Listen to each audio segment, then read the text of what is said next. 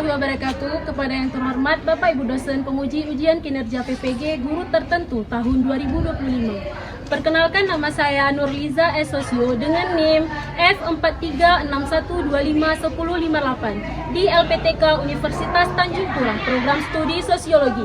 Pada hari ini saya akan melaksanakan praktik pembelajaran dalam rangka penilaian uji kinerja di SMA Negeri 1 Sawang dengan materi permasalahan sosial. Sekian perkenalan dari saya. Assalamualaikum warahmatullahi wabarakatuh. Waalaikumsalam warahmatullahi wabarakatuh. Apa kabarnya hari ini? Baik. Alhamdulillah, kita masih diberikan kesempatan untuk belajar sosiologi pada hari yang berbahagia ini. Udah siap untuk belajarnya? Ya. Kelasnya udah bersih? Ya. Oke, sekarang sebelum kita memulai pembelajaran, ada baiknya kita baca doa dulu ya.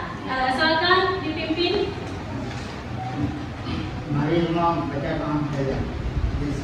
Bismillahirrahmanirrahim. Rabbi shrah li sadri wa yassir li amri wahlul 'uqdatam min lisani yafqahu qawli. Rabbi zidni ilman warzuqni fahman bi rahmatika ya arhamar rahimin. Amin.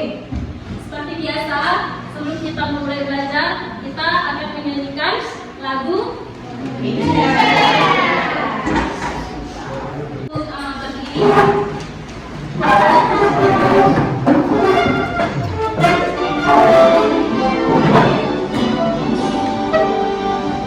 Indonesia tanah airku, tanah tumpah darahku. Di sanalah aku berdiri, dari pandu ibuku.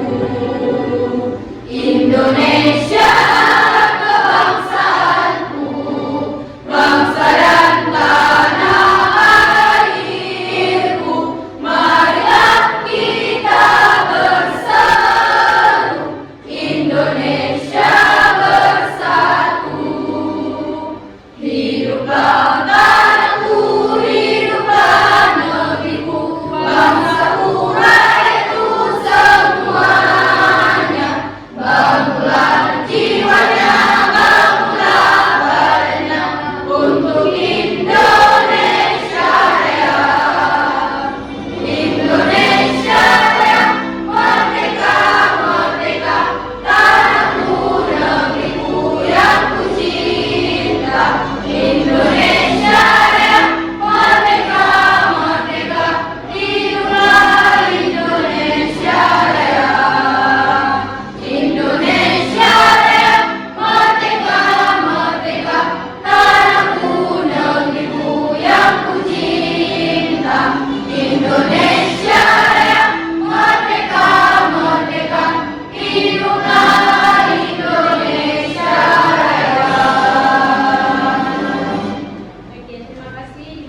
Kita punya kesempatan kelas? Punya. Yang pertama, ibu nggak mau ada yang telat. Maksudnya, ibu yang udah ada di kelas, tapi kalian belum masuk, ibu nggak suka seperti itu. Yang kedua, di saat memulai pembelajaran, itu harus ada buku paket, ya kan? Ya. Sudah ada buku paketnya di meja kalian masing-masing? Kita di saat memulai pembelajaran itu harus diawali dengan afirmasi positif ya. Kita harus tanamkan pada diri kita kalau kita hari ini sehat, kita hari ini bisa melewati segala tantangan apapun yang terjadi pada hari.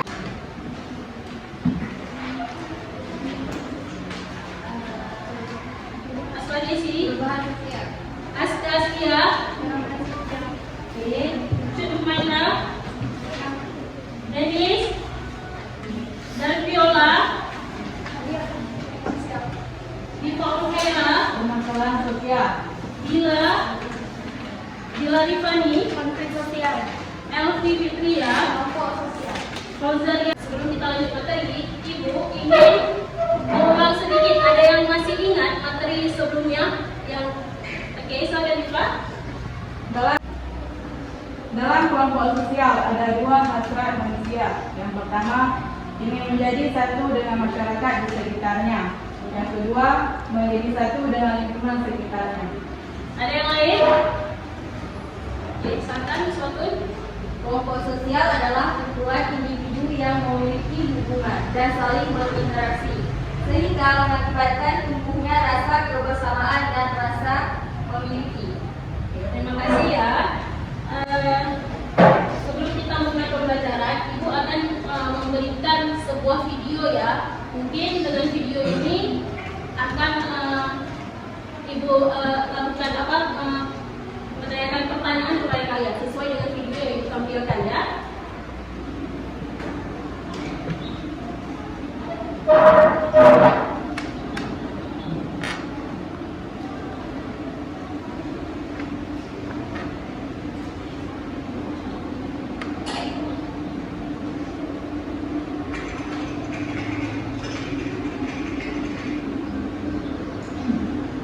Ketimpangan ekonomi yang terus meningkat menjadi permasalahan penting yang mempengaruhi pertumbuhan ekonomi nasional. Sebuah penelitian mengungkapkan bahwa di Indonesia anak yang tumbuh di keluarga miskin cenderung memiliki pendapatan yang lebih rendah dibandingkan dengan orang dari keluarga kaya. Berdasarkan data Oxfam, kekayaan kolektif keempat orang terkaya di Indonesia senilai $25 miliar Amerika, setara dengan kekayaan 100 juta orang termiskin. Ketimpangan sosial merupakan salah satu permasalahan di Indonesia yang cukup mengkhawatirkan karena erat kaitannya dengan kemiskinan. Dilansir dari katadata.go.id, pada tahun 2016, Indonesia sempat menduduki peringkat keempat negara dengan ketimpangan tertinggi di dunia. Hal ini menjadi evaluasi bagi para pemangku kebijakan supaya lebih memperhatikan pemerataan ekonomi. Maka dari itu, perkembangan kondisi ketimpangan perlu dipantau secara berkala. Badan Pusat Statistik atau BPS menjadi salah satu penyedia data statistik yang dapat membantu memantau perkembangan ketimpangan sosial di Indonesia. BPS mengukur ketimpangan sosial melalui indikator yang dinamakan Gini rasio. Nilai dari Gini rasio berkisar antara 0 dan 1. Semakin kecil Gini rasio, maka ketimpangan akan semakin rendah. Pada September tahun 2022, Gini rasio di Indonesia tercatat sebesar 0,381. Dilihat dari perkembangannya, Gini rasio di Indonesia dari tahun 2016 hingga tahun 2022 cenderung memiliki tren yang menurun. Tahun 2016 hingga 2019, Gini rasio terus mengalami penurunan. Hingga akhirnya naik pada tahun 2020 akibat adanya pandemi COVID-19. Gini rasio kembali turun pada tahun 2021 dan tidak mengalami perubahan pada tahun 2022. Berdasarkan provinsi, Gini rasio tertinggi terdapat pada Provinsi Daerah Istimewa Yogyakarta, yakni sebesar 0,459, disusul dengan Provinsi Gorontalo, Jawa Barat, DKI Jakarta, dan Papua. Sedangkan Gini rasio terendah terdapat pada Provinsi Kepulauan Bangka Belitung, yang hanya sebesar 0,255. Selain Gini rasio, BPS juga mengukur ketimpangan melalui persentase pengeluaran pada kelompok penduduk 40% terbawah. Pada Maret 2022, persentase pengeluaran penduduk 40% terbawah adalah sebesar 18,06%, meningkat 0,3% dibandingkan bulan Maret tahun 2021 yang sebesar 17,76%. Berdasarkan kategori ukuran Bank Dunia, angka tersebut tergolong dalam kategori ketimpangan rendah. Dilihat dari jenis daerahnya, persentase pengeluaran penduduk 40% terbawah di daerah pedesaan lebih tinggi daripada daerah perkotaan, yakni sebesar 21,01% di daerah pedesaan dan 17,07% di daerah perkotaan. Hal ini menunjukkan bahwa ketimpangan di daerah pedesaan lebih rendah daripada di daerah perkotaan. Meskipun Indonesia tergolong memiliki ketimpangan yang rendah, permasalahan ketimpangan masih perlu diperbaiki supaya kesejahteraan masyarakat bisa ditingkatkan. Beberapa tindakan yang dapat dilakukan oleh pemerintah diantaranya adalah dengan meningkatkan kualitas pendidikan, memperbaiki layanan kesehatan, menyelenggarakan program bantuan sosial yang tepat sasaran, dan meningkatkan kualitas sumber daya manusia. Tentunya, kita semua berharap ketimpangan sosial di Indonesia bisa terus menurun. Oleh karena itu, kebijakan yang tepat sangat diperlukan supaya ekonomi di Indonesia bisa semakin merata.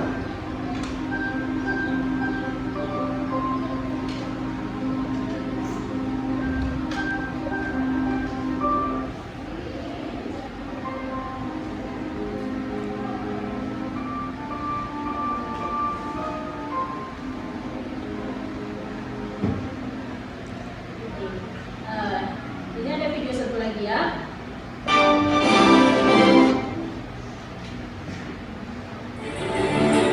Kemensos optimis mampu ikut menurunkan angka kemiskinan di Indonesia. Salah satu cara yang dilakukan adalah dengan mengoptimalkan penggunaan kartu keluarga sejahtera. Optimalisasi penggunaan angka kemiskinan adalah dengan cara ikut memasukkan para penyandang masalah kesejahteraan sosial yang selama ini tidak terdata karena tidak memiliki kartu keterangan, baik berupa kartu keluarga ataupun KTP. Mereka diregistrasi untuk bisa mendapatkan bantuan sosial melalui kartu keluarga sejahtera. Selain dengan PKH, penanganan kemiskinan juga menyasar kepada penyandang masalah kesejahteraan sosial atau PMKS melalui Kartu Indonesia Pintar, Kartu Indonesia Sehat, dan Kartu Keluarga Sejahtera. Pendataan itu basisnya adalah RTSM, rumah tangga sangat miskin. Kalau rumah tangga berarti mereka harus punya kartu keluarga. Tidak punya kartu keluarga tidak akan terdata. Maka kami juga mengajukan Bapak Ibu yang kami hormati kebangga waktu yang lalu. Nanti secara teknis Pak Ketua kami siap ini tim Sekjenan dan para eselon 1 untuk melanjutkan pembahasan dengan Komisi 8 yang terhormat supaya kita bisa menjelaskan bahwa ada PMKS yang kita ajukan. PMKS adalah penyandang masalah kesejahteraan sosial. Kami mengajukan untuk menambahkan 1,7 juta. Ini yang tidak berbasis kepala keluarga. Nanti kami akan sampaikan bagaimana cara kerja Kemsos mendata PMKS.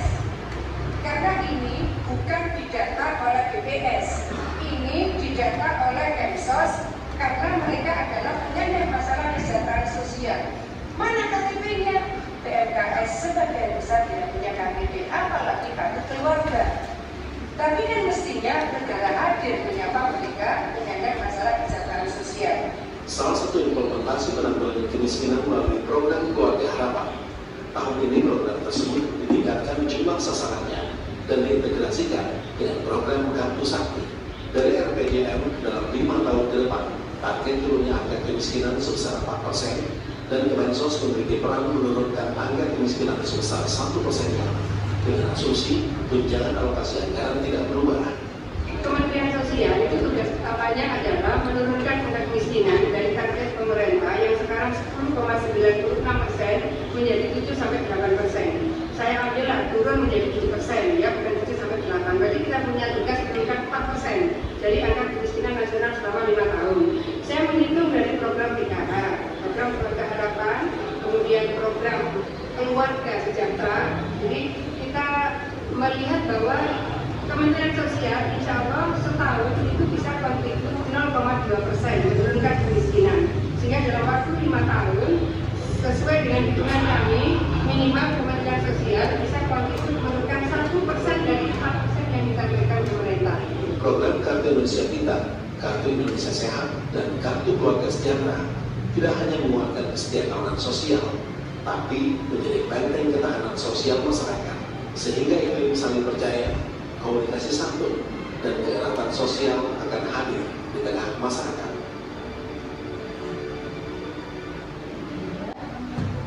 Kita udah menyaksikan video tadi ya. Kenapa Ibu kasihkan dua video ke kalian? Kita belajar tentang permasalahan sosial ya. Ibu dia kan banyak aspek, ada aspek ekonomi, dan yang Ibu bahas ini, yang video Ibu tampilkan ini adalah aspek ekonomi yang mengacu kepada kemiskinan. Kita ambil contohnya kemiskinan. Ini yang memang terjadi, fenomena yang ada di lingkungan kita adalah kemiskinan, ya. Ibu ingin memberikan motivasi kepada kalian bahwasannya tadi udah lihat video tadi, ya, banyak orang yang memang tinggal di bawah jembatan kalau di kota-kota besar. Ada yang memang mata pencahariannya dengan mengumpulkan sampah, itu kan masih taraf ekonominya sangat rendah, ya. Itu bisa menjadi acuan buat kalian. Kalian tuh adalah generasi yang akan datang. Jangan sampai bukan kalian yang memberikan solusi, malah kalian menjadi masalah yang demikian, ya. Generasi yang akan datang itu seharusnya harus terbuka dengan banyak perubahan. Oke? Kayaknya perlu diberikan tracking dulu, ya, untuk lebih semangat lagi nanti dalam pembahasan. Tepuk 1, tepuk 2, tepuk 3, tepuk 4, tepuk 5, tepuk fokus,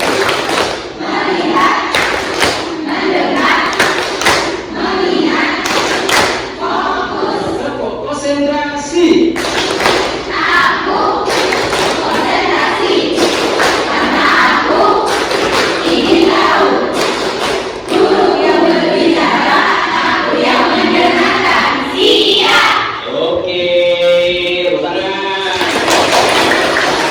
Kita akan melanjutkan materi tentang permasalahan sosial, ya.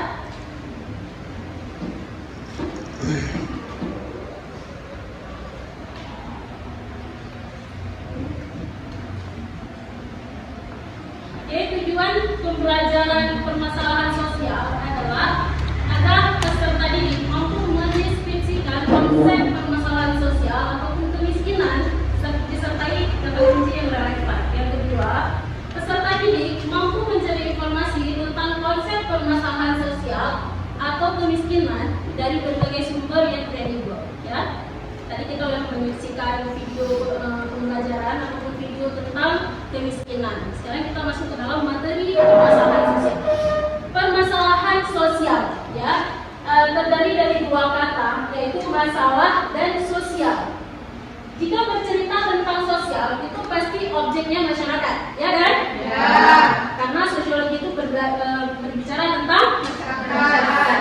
Sedangkan masalah ini adalah situasi yang tidak menguntungkan ataupun situasi yang tidak kita harapkan, ya. Itu adalah masalah. Berarti kalau permasalahan sosial adalah situasi yang tidak kita harapkan terjadi dalam kalangan masyarakat. Contoh yang tadi Ibu ambil adalah kemiskinan. Kemiskinan adalah masalah sosial kompleks yang ditandai dengan ketidakmampuan individu ataupun rumah tangga memenuhi kebutuhan dasar seperti makanan, pakaian, tempat tinggal, pendidikan, dan kesehatan. Kemiskinan tidak hanya masalah ekonomi, tetapi juga berdampak pada berbagai aspek kehidupan sosial, termasuk pendidikan, kesehatan, dan keamanan. Yang kedua, faktor sosial. Tolong ya, Fi, dibacakan faktor sosialnya. Keterbatasan akses pendidikan, diskriminasi, dan kurangnya jaminan sosial juga berkontribusi pada kemiskinan. Oke, kalau faktor struktural, silakan Dila. Sistem sosial dan politik yang tidak mendukung mobilitas sosial dan ekonomi dapat memperburuk kemiskinan. Faktor lingkungan, Uswatun. Bencana alam dan perubahan iklim dapat memperburuk kondisi ekonomi masyarakat, terutama masyarakat miskin. Faktor individu, Diva. Gaya hidup, kurangnya keterampilan, dan kurangnya motivasi juga dapat menjadi faktor yang memperburuk kemiskinan. Oke, itu adalah beberapa faktor dalam permasalahan sosial. Yang harus kita tahu, penyebab terjadinya permasalahan sosial itu ada 4 penyebab. Yang pertama, ekonomi. Berbicara ekonomi itu pasti berbicara tentang uang, ya. Yang mengacu apabila uangnya sedikit pasti akan mengalami kemiskinan. Yang kedua, berbicara tentang penyebab kebudayaan, ya, budaya kita.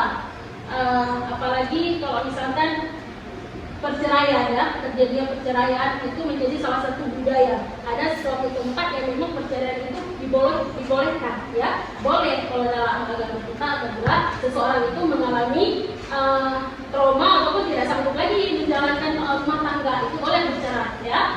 Tapi kalau dalam agama kita bercerai itu sangat tidak disukai oleh Allah Subhanahu wa taala, ya. Yang ketiga, ada faktor biologis.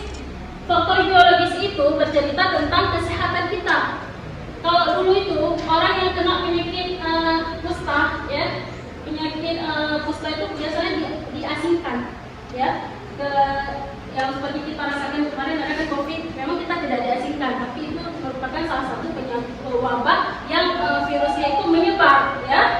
Yang keempat ada faktor psikologis, dan itu yang sekarang terjadi adalah faktor psikologis itu mental yang terjadi. Banyak orang yang bunuh diri, ya, mungkin punya masalah sedikit tapi banyak yang melakukan bunuh diri. Dalam dampak kemiskinan ada beberapa dampak kemiskinan, ya, 1, 2, 3, 4, 5. Yang pertama, tingkat kriminalitas yang tinggi. Dampak kemiskinan, jika kita memang tidak punya keuangan yang stabil, otomatis kriminalitas itu akan terjadi, ya. Salah satunya pencurian, perampokan, apa lagi? Hipnotis, ya.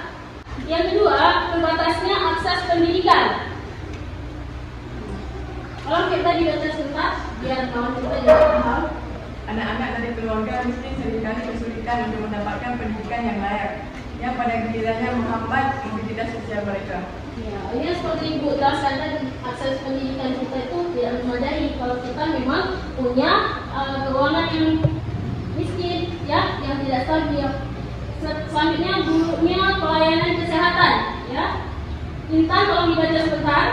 Kemiskinan dapat membatasi akses ke pelayanan kesehatan yang berkualitas, meningkatkan risiko penyakit dan kematian. Selanjutnya tingkat pengangguran yang tinggi. Anissa? Kemiskinan dapat menyebabkan tingginya tingkat pengangguran, terutama di kalangan masyarakat miskin. Ini sekarang Ibu sudah menjelaskan, ya, dan kalian juga sudah menonton beberapa video. Sekarang Ibu akan memberikan lembar kerja kepada kalian. Nanti ada 2 pertanyaan ya di sini. Tolong diisi dan setelah selesai kita akan presentasinya. Oke, silakan dikerjakan.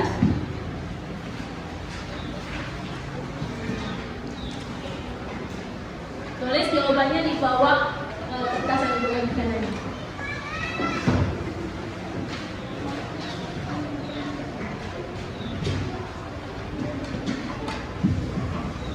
Jika ada kendala, ditanyakan, ya.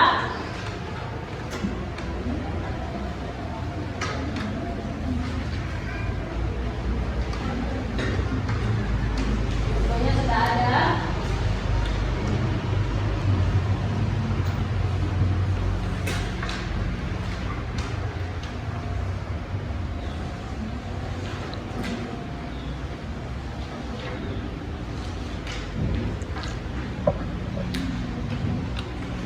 Ada kendala? Ada. Saya akan dapat kalau mungkin dulu ya.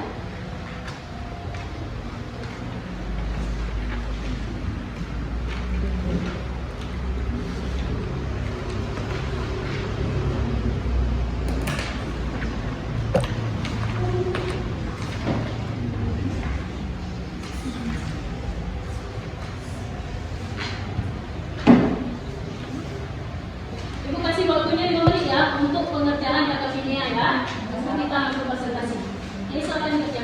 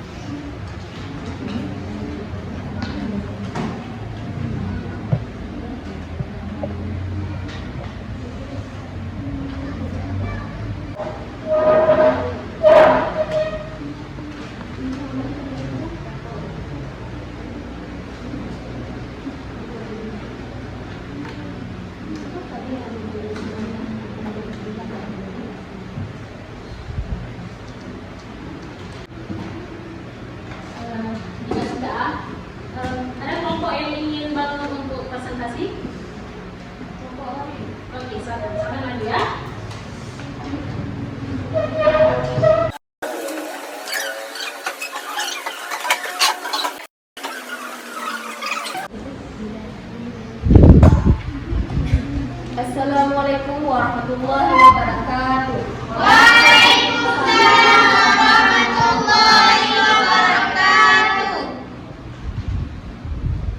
Kami dari kelompok 2 ingin mempresentasikan jawaban kami. Dengan saya, Elvi Fitria, saya Nilaitani, dan saya Dua, saya Hanisa, Saya adalah Dr. Firda. saya Usman Nasana, saya Rika Kamna. Saya Adian Nabila. Baik, saya akan mempresentasikan lembar kerja peserta didik.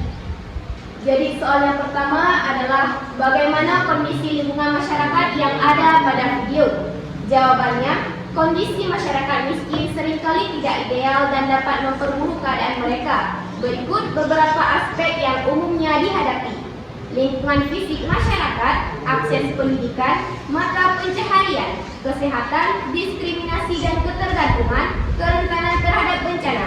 Nomor 2, bagaimana kondisi pada video dapat dikategorikan sebagai suatu fenomena sosial? Jawabannya, ya, karena kemiskinan dapat dianggap sebagai fenomena sosial karena memiliki dampak yang luas. Yang pertama, dampak pada masyarakat. Keterkaitannya faktor sosial, pengaruh terhadap individu, ketergantungan terhadap sistem sosial, dampak pada generasi berikutnya. Bagi teman-teman semua, ada yang ingin bertanya? Ada yang ingin bertanya? Oke, silakan. Bangun ya. Utama kemiskinan. Apa penyebab utama kemiskinan? Jawabannya adalah karena pendidikan rendah, lapangan kerja sedikit, dan distribusi pendapatan tidak merata. Gimana, Rizkyani? Ya. Ada lain yang ingin bertanya? Silakan, Nuraini. Apa yang bisa pemerintah lakukan untuk menanggulangi kemiskinan? Dengan membuka lapangan kerja, mendukung UMKM dan meningkatkan akses pendidikan berkualitas.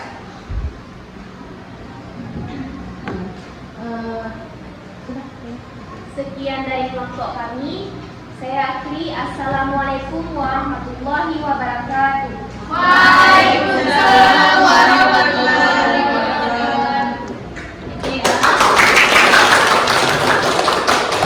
Kita ucapkan terima kasih ya kepada kawan kita yang sudah mempresentasikan lembar kerja yang sudah dikasih tadi ya. Ini adalah beberapa contoh permasalahan sosial. Ada kemiskinan di sini, tawuran di sini. Ini adalah salah satu contoh yang memang ekonominya itu rendah ya, tidak sanggup memenuhi kebutuhan dan akhirnya menjadi ekonomis. Dan ini adalah salah satu contoh kriminalitas yang sudah tertangkap ya. Sekarang Ibu mau perwakilan dari kalian. Ada yang bisa memberikan kesimpulan terhadap materi kita hari ini? Oke, Aisyah. Jadi kesimpulan yang dapat kita ambil dari materi tadi, yaitu kemiskinan adalah kondisi kekurangan sumber daya keuangan dan kebutuhan pokok untuk memenuhi standar hidup, dan satu penyebabnya beragam mulai dari rendahnya pendidikan dan kekurangan lapangan kerja hingga ketimpangan ekonomi. Untuk mengatasinya diperlukan kerjasama antara pemerintah, masyarakat, dan sektor swasta melalui program pemberdayaan, peningkatan akses pendidikan, dan penciptaan lapangan kerja. Terima kasih ya, Aisyah, perwakilan dari kelompok 2. Ada lagi yang bisa memberikan kesimpulan? Silakan kelompok 3.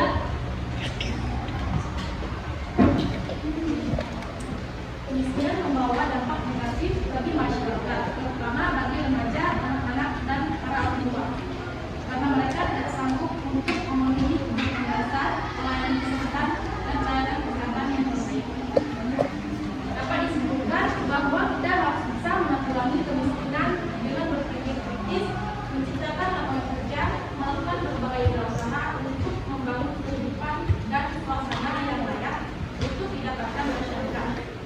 Pemerintah juga harus berperan untuk menyediakan pendidikan yang layak dan sesuai dengan masyarakat. Terima kasih ya untuk kita silang perwakilan dari kelompok 3 ya. Kita kasihkan tepuk tangan untuk kita semua ya.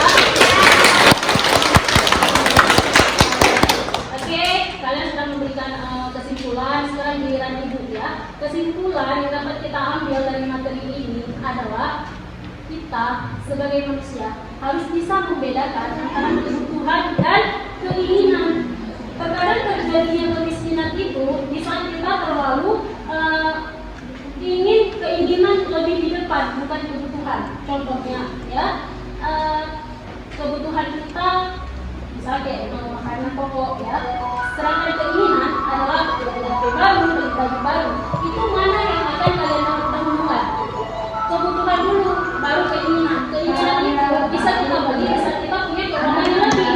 Tapi bisa kita memiliki keuangan dasar, kebutuhan dulu yang harus kita lakukan sehingga tidak terjadinya hutang piutang ya.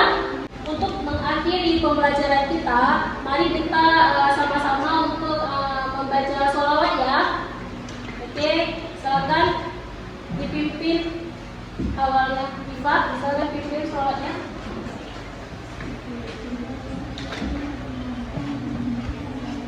Sallallahu ala Muhammad sallallahu alaihi wasallam.